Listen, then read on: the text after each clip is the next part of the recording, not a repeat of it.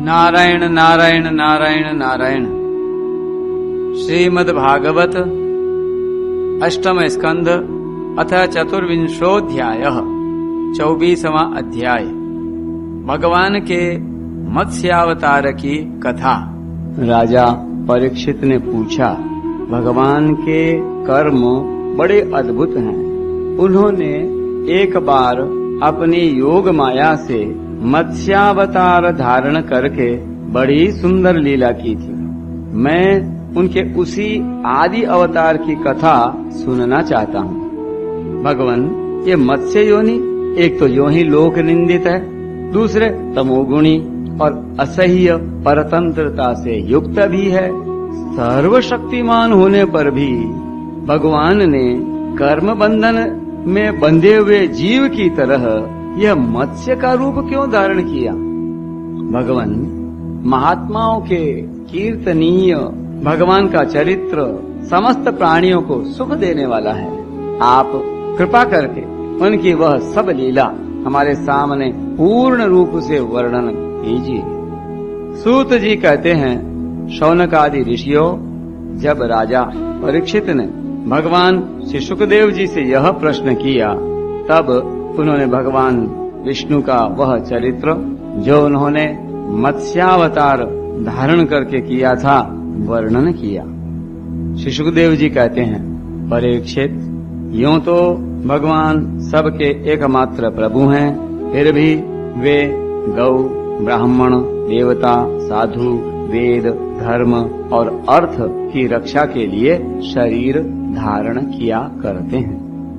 वे सर्वशक्तिमान प्रभु वायु की तरह नीचे ऊंचे छोटे बड़े सभी प्राणियों में अंतर्यामी रूप से लीला करते रहते हैं, परंतु उन प्राणियों के बुद्धिगत गुणों से वे छोटे बड़े या ऊंचे नीचे नहीं हो जाते, क्योंकि वे वास्तव में समस्त प्राकृत गुणों से रहित निर्गुण हैं।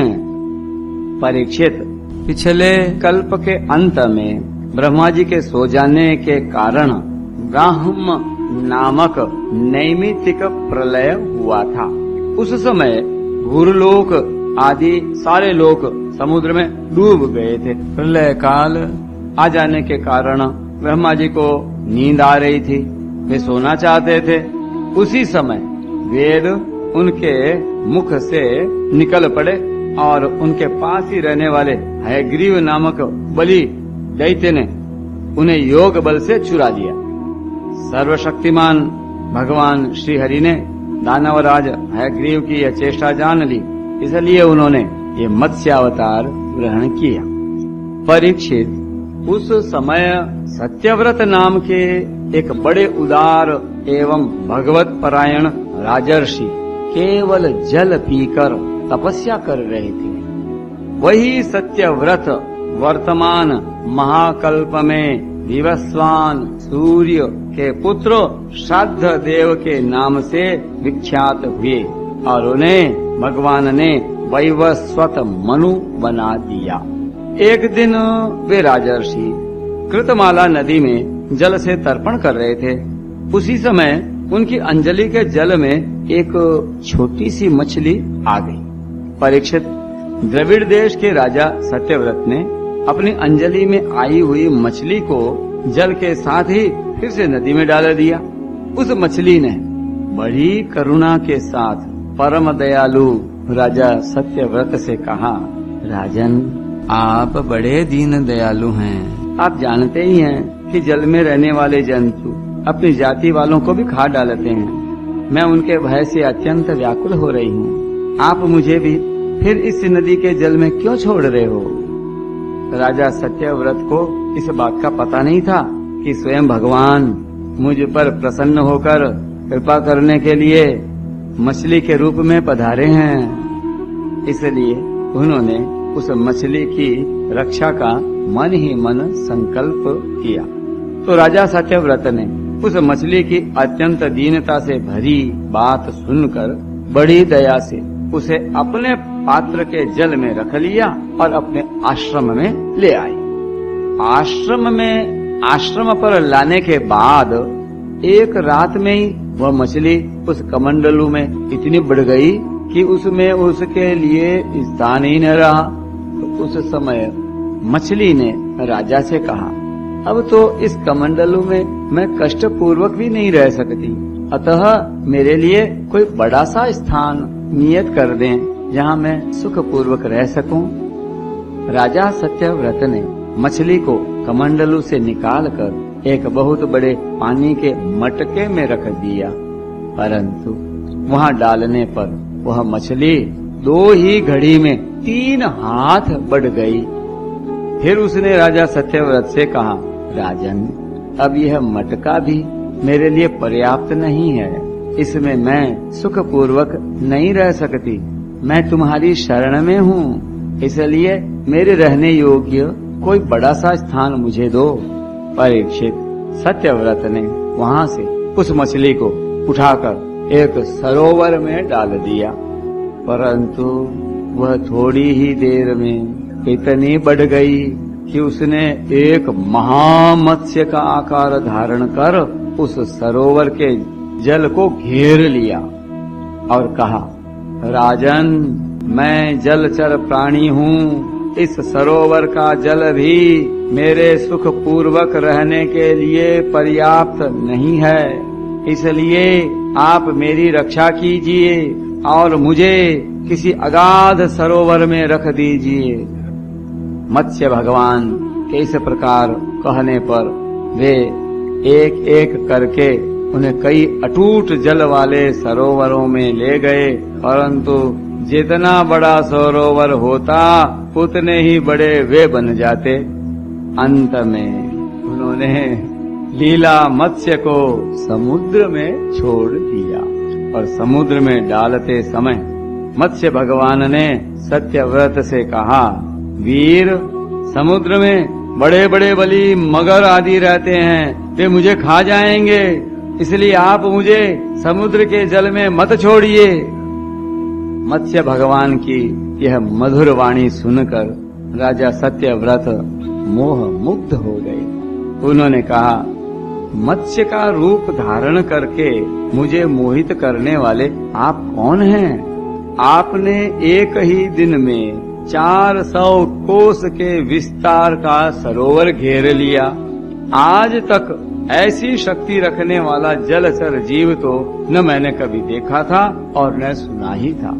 अवश्य ही आप साक्षात सर्वशक्तिमान, सर्वांतर्यामी, अविनाशी श्री हरि हैं। जीवों पर अनुग्रह करने के लिए ही आपने जलचर का रूप धारण किया है। पुरुषोत्तम, आप जगत की उत्पत्ति, स्थिति और प्रलय के स्वामी हैं। आपको मैं नमस्कार करता हूँ। प्रभो, हम शरणागत भक्तों के लिए आप ही आत्मा और आश्रय हैं।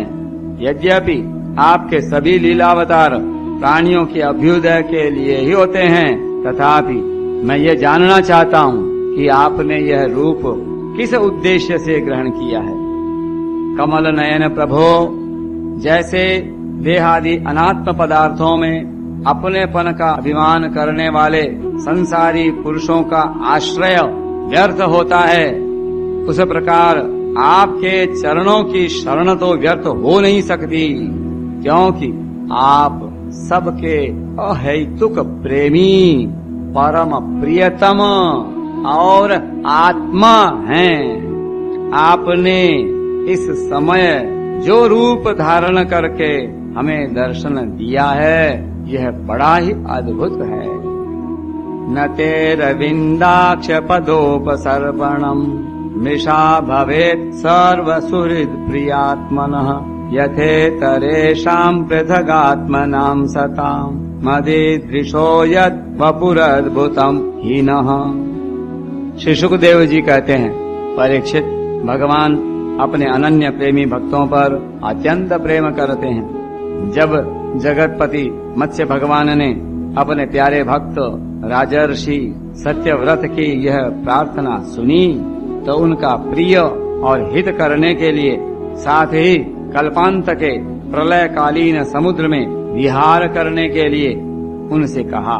श्री भगवान ने कहा, सत्यव्रत, आज से 7वें दिन भूरलोक आदि तीनों लोक प्रलय के समुद्र में डूब जाएंगे।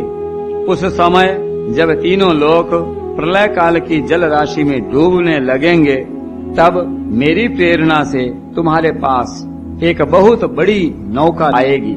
उस समय तुम समस्त प्राणियों के सूक्ष्म शरीरों को लेकर सप्त ऋषियों के साथ उस नौका पर चढ़ जाना और समस्त धान्य तथा छोटे बड़े अन्य प्रकार के बीजों को साथ रख लेना। उस समय सब ओर एकमात्र महासागर लहराता होगा, प्रकाश नहीं होगा। केवल ऋषियों की दिव्य ज्योतियों के सहारे ही बिना किसी प्रकार की विकलता के तुम उस बड़ी नाव पर चढ़कर चारों ओर विचरण करना। जब प्रचंड आंधी चलने के कारण नाव डगमगाने लगेगी, तब मैं इसी रूप में वहां आ जाऊंगा और तुम लोग वासुकी नाग के द्वारा उस नाव को मेरे सींग में बांध देना। सत्यव्रत, इसके बाद जब तक ब्रह्मा जी की रात रहेगी, तब तक मैं ऋषियों के साथ तुम्हें उस नाव में बैठाकर उसे खींचता हुआ समुद्र में विचरण करूंगा। उस समय जब तुम प्रश्न करोगे, तब मैं तुम्हें उपदेश दूंगा। मेरे अनुग्रह से मेरी वास्तविक महिमा, जिसका नाम परब्रह्म है, तुम्हारे हृदय में प्रकट हो जाएगी और तुम उसे ठीक ठीक जान लोगे। भगवान राजा सत्यव्रत को यह आदेश देकर अंतर्धान हो गए। महामत्स्य भगवान की जय। अतः अब राजा सत्यव्रत उसी समय की प्रतीक्षा करने लगे जिसके लिए भगवान ने आज्ञा दी थी। कुशों का अग्रभाग पूर्व की ओर करके राजर्षि सत्यव्रत उन पर पूर्वोत्तर मुख से बैठ गए और मत्स्य रूप भगवान के चरणों का चिंतन करने लगे। इतने में ही भगवान का बताया हुआ वह समय आ पहुंचा। राजा ने देखा कि समुद्र अपनी मर्यादा छोड़कर बढ़ रहा है। प्रलय काल के भयंकर मेघ वर्षा करने लगे।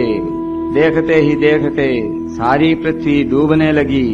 तब राजा ने भगवान की आज्ञा का स्मरण किया और देखा कि नाव भी आ गई है। तब वे धान्य तथा अन्य बीजों को लेकर सप्तऋषियों के साथ उस पर सवार हो गए। सप्तऋषियों ने बड़े प्रेम से राजा सत्यव्रत से कहा, राजन, तुम भगवान का ध्यान करो, वे ही हमें इस संकट से बचाएंगे और हमारा कल्याण करेंगे। उनकी आज्ञा से राजा ने भगवान का ध्यान किया तो उसी समय उस महान समुद्र में मत्स्य के रूप में भगवान प्रकट हुए। मत्स्य भगवान का शरीर सोने के समान देदीप्यमान था और शरीर का विस्तार था 4 लाख कोस। उनके शरीर में एक बड़ा भारी सींग भी था। भगवान ने पहले जैसी आज्ञा दी थी उसके अनुसार वह नौका वासुकी नाग के द्वारा भगवान के सींग में बांध दी गई और राजा सत्यव्रत ने प्रसन्न होकर भगवान की स्तुति की। राजा सत्यव्रत ने कहा, प्रभो, संसार के जीवों का आत्मज्ञान अनादि अविद्या से ढक गया है। इसी कारण वे संसार के अनेकानेक क्लेशों के भार से पीड़ित हो रहे हैं। जब अनायास ही आपके अनुग्रह से वे आपके शरण में पहुंच जाते हैं, तब आपको प्राप्त कर लेते हैं। इसलिए हमें बंधन से छुड़ाकर वास्तविक मुक्ति देने वाले परम गुरु आप ही हैं। यह जीव अज्ञानी है, अपने ही कर्मों से बंधा हुआ है। वह सुख की इच्छा से दुखप्रद कर्मों का अनुष्ठान करता है। जिनकी सेवा से उसका यह अज्ञान नष्ट हो जाता है, वे ही मेरे परम गुरु। आप मेरे हृदय की गांठ काट दें। जैसे अग्नि में तपाने से सोने चांदी के मल दूर हो जाते हैं और उनका सच्चा स्वरूप निखर आता है, वैसे ही आपकी सेवा से जीव अपने अंतःकरण का अज्ञान रूप मल त्याग देता है और अपने वास्तविक स्वरूप में स्थित हो जाता है।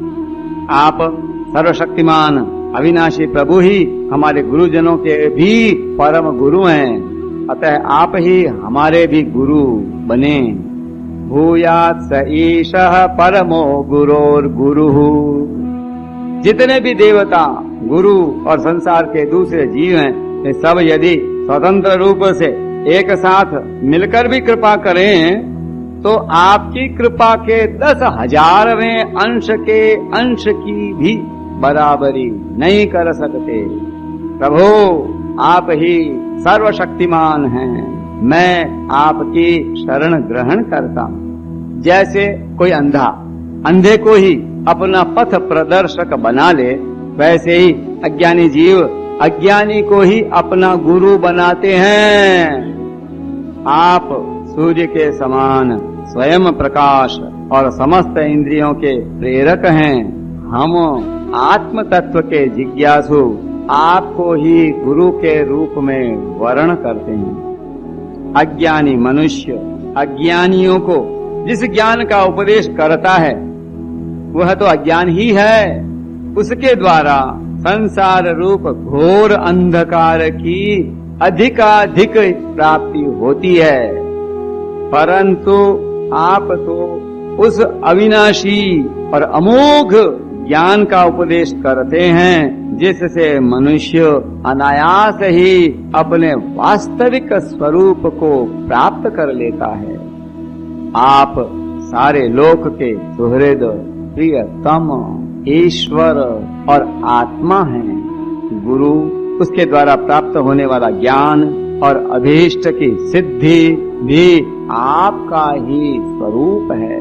फिर भी कामनाओं के बंधन में जकड़े जाकर लोग अंधे हो रहे हैं। उन्हें इस बात का पता ही नहीं कि आप उनके हृदय में ही विराजमान हैं। त्वं सर्वलोकस्य सुहृद प्रियेश्वरो यात्मा गुरुर्ज्ञानमभीष्ट सिद्धिः तथापि लोको न भवन्त मंदधी जानाति संतम हृदय बद्ध कामः। आप देवताओं के भी आराध्य देव, परम पूजनीय परमेश्वर हैं। मैं आपसे ज्ञान प्राप्त करने के लिए आपकी शरण में आया हूँ। हरि शरण। भगवान, आप परमार्थ को प्रकाशित करने वाली अपनी वाणी के द्वारा मेरे हृदय की ग्रंथि काट डालिए और अपने स्वरूप को प्रकाशित कीजिए।